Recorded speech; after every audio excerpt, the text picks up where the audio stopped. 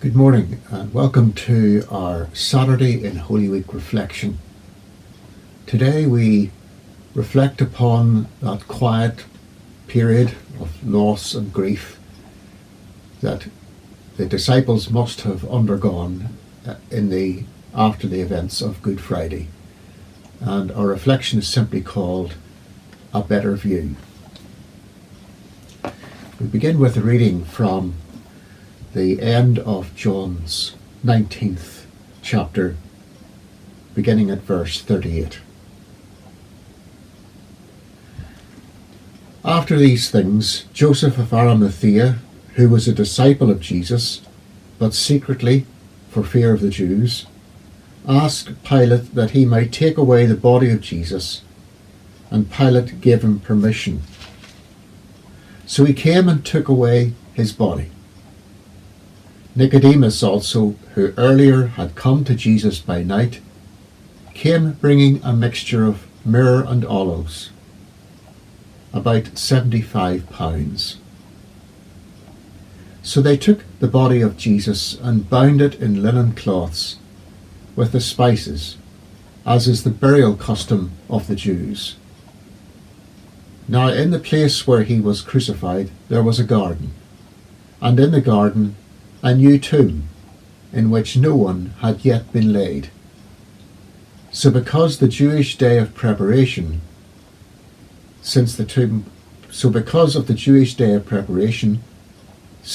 was close at hand, they laid Jesus there.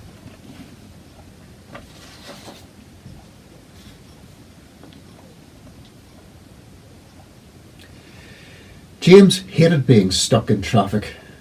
But here he was again, stuck in the long line of stationary traffic that was the bane of every driver's life, especially in the high street. The high street. The infernal high street. A car park most of the time, rather than a moving thoroughfare through the centre of the town. Everyone knew that you should avoid the high street at all costs, even if it meant taking an extensive detour through the suburbs. But sometimes you just couldn't, and negotiating the high street was simply inevitable and a total pain. So this was one of those inevitable and painful times for James. He wasn't in a rush. He didn't have an appointment to get to. He wasn't keeping anyone waiting. It's just that he hated being stuck in traffic. It was such an unbelievable waste of time. Today it was driving behind a bus that was the problem. The high street was narrow as well as permanently busy. So being stuck behind a bus was the worst thing of all. There were no designated parts of the high street that would allow a bus to pull in and let the queue of traffic behind it pass with ease.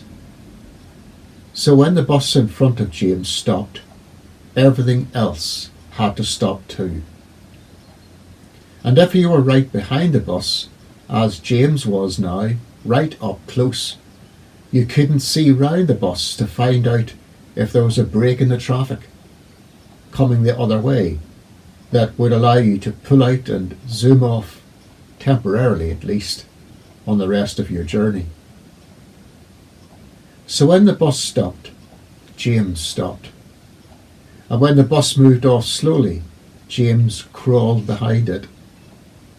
And when the bus stopped again, James, close up behind it once more, had no chance to pull around it or even to see what was up ahead. So he had to stop too. It was one of those journeys up the infernal high street. That's the way it had been since Kitty died too.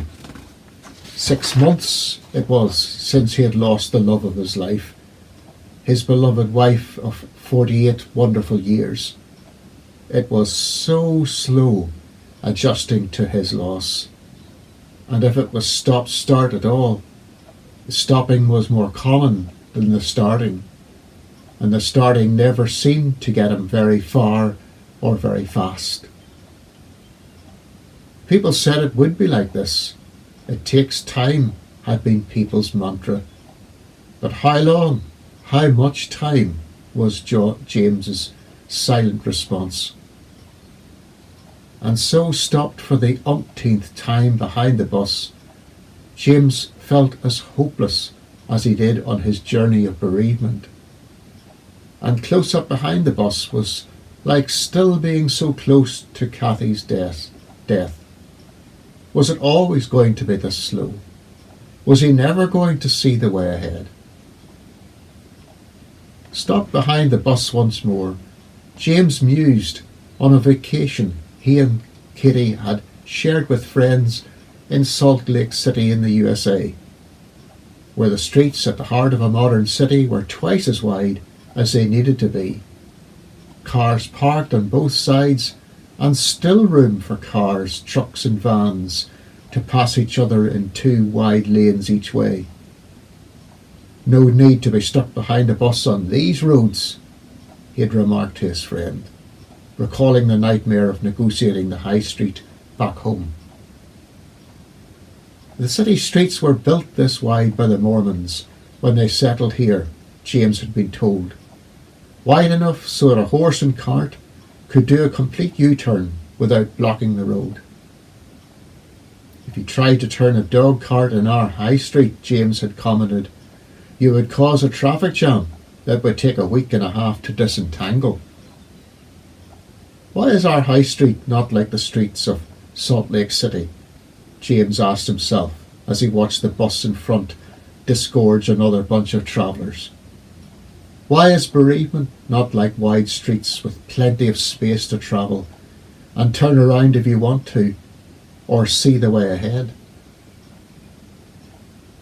In time, an inordinate length of time, James got to his destination, a small lane off the end of the high street where he could find his favourite bookshop, Larry's Library, and it had often been James's salvation, even on the worst of days, when loss of or traffic or both were hard to bear.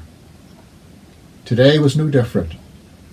Browsing the packed shelves, absorbing the familiar musty smell, and buying his usual out-of-print books did their job. His spirits lifted. Even the return journey down the high street could be faced with a renewed energy. It was just as slow. James was stuck behind a bus again, so it was stop, start, stop, start, stop, start, as the traffic inched itself through the high street bottleneck. But this time, James was half a dozen cars behind the bus, not hard on its tail. And at one stage, from his vantage point further back, he could actually see that the road ahead was absolutely clear. Why is nobody moving? He muttered to himself. Why is that guy behind the bus not pulling out and getting on? The road's clear. Can't he see that? But of course the guy behind the bus couldn't see the clear road that James could see, because he was too close behind the bus, just as James had been an hour or so earlier. But now that he wasn't so close himself, James could see better. Not being so close anymore, he could see that there was a way ahead. James smiled to himself. Looks like bereavement's going to be like this, he said out loud. Maybe it's only when you're not too close that you can see the road is clear ahead. James smiled again as the traffic moved off once more, and he thought of Kitty and his slow journey of loss.